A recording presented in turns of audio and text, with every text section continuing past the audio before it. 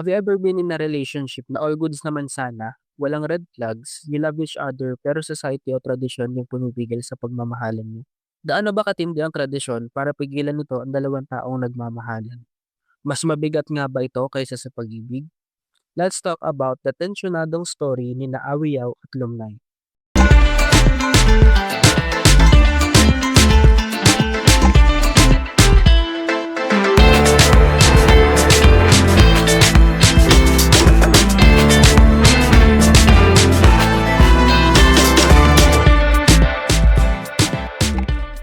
Ang The Wedding Dance ay isang short story na isinulat ni Amador T. Daguio na nai-publish noong 1953.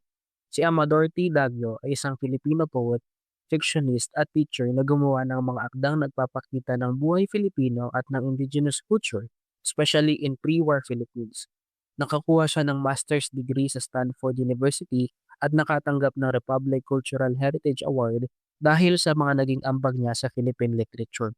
Ang kwento natin today ay nakaset sa isang traditional Igorot community kung saan ang konsepto ng kasal o marriage ay deeply tied sa ability na magkaroon ng anak. Before we dive in sa mismong story, kailangan nating tandaan na ang tradisyon, culture o custom na pinaniniwalaan dito is a man who has no child has no true place in society, and a woman who cannot bear a child is considered unlucky.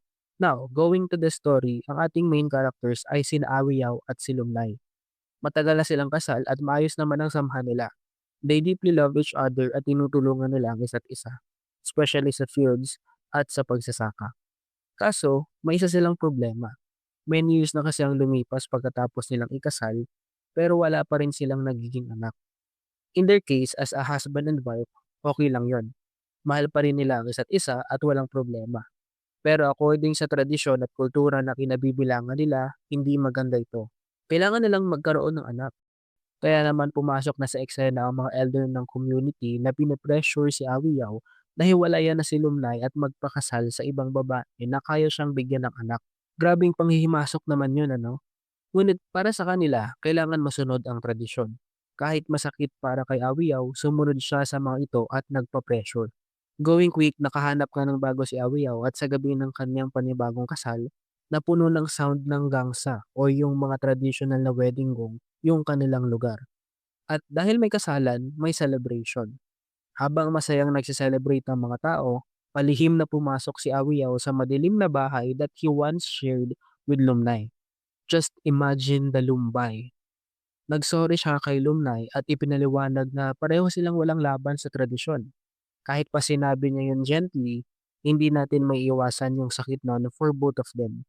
Pero mas lalo na kay Lumnay.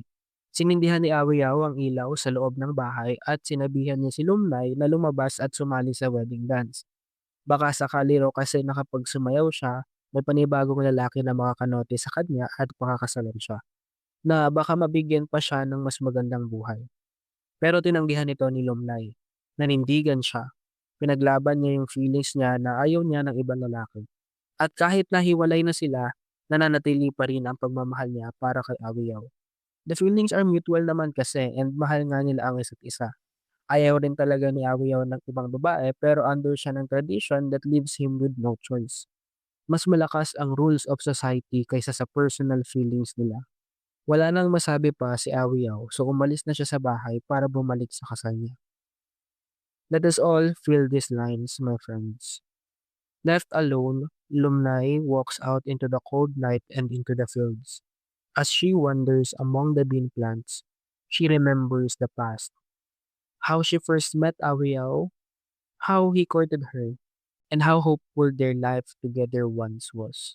Surrounded by growing plants that symbolize fertility, Lumnay is painfully reminded of what she could never give. Grabe lang yung emotion sa part na yan. You know, the pain na okay naman talaga kayo. Wala namang problema sa inyong dalawa. Kaso yung culture, yung tradition, o yung buong society na yung kumukontra sa inyo. Tapos hindi pa siya naipaglaban ni Awiyaw.